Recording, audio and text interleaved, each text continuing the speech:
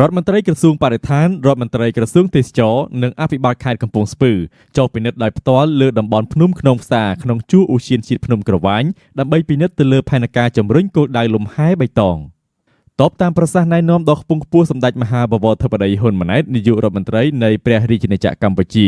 ក្នុងឱកាសអញ្ជើញធ្វើដំណើរកម្សាន្តលើភ្នំក្នុងផ្សារនៅថ្ងៃទី13ខែមីនាឆ្នាំ2025នេះឯកឧត្តមបណ្ឌិតអៀងសុផល្លែតរដ្ឋមន្ត្រីក្រសួងបរិស្ថានឯកឧត្តមហ៊ូតហៈរដ្ឋមន្ត្រីក្រសួងទេសចរឯកឧត្តមជាមច័ន្ទសាភ័ណ្ឌអភិបាលខេត្តកំពង់ស្ពឺនិងក្រសួងស្ថាប័នពាក់ព័ន្ធបានចុះពិនិត្យដោយផ្ទាល់លើតំបន់ភ្នំក្នុងផ្សារក្នុងជួរឧទ្យានជាតិភ្នំក្រវាញដើម្បីពិនិត្យទៅលើផែនការជំរុញគោលដៅលំហែបៃតង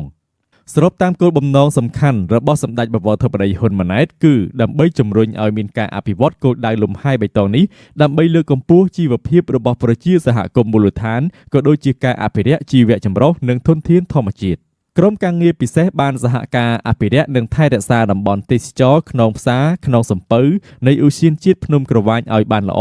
សម្រាប់ផលប្រយោជន៍សាធារណៈនិងសហគមន៍នៅតំបន់នេះ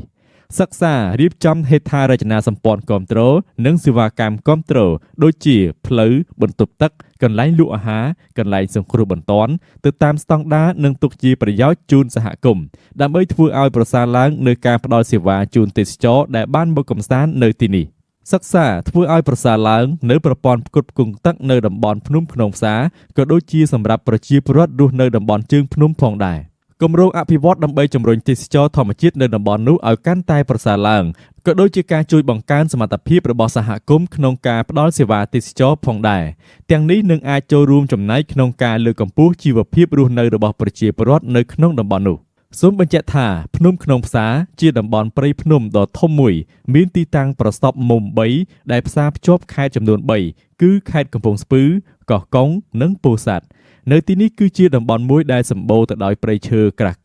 ជ្រលងភ្នំខ្ពស់ៗវាលស្រស់ដ៏ស្រស់ស្អាតនិងសម្បូរទៅដោយសត្វព្រៃកម្រជាច្រើនប្រភេទវាមានកម្ពស់ប្រហែល1017ម៉ែត្រដែលអាចមើលឃើញទេសភាពបាន360ដឺក្រេដែលស័ក្តិសមបំផុតសម្រាប់អ្នកដែលចូលចិត្តដើរភ្នំក្នុងផ្សារមានទេសភាពស្អាតគ្រប់រដូវកាលដែលមានចម្ងាយប្រមាណ165គីឡូម៉ែត្រពីរាជធានីភ្នំពេញនៅទីនេះកន្លងមកមានសហគមន៍ទេសចរក្នុងផ្សារដែលមានសេវាកម្មសម្រាប់ផ្ដល់ជូនដល់ភ្ញៀវទេសចរដែលចង់មកលេងកម្សាន្ត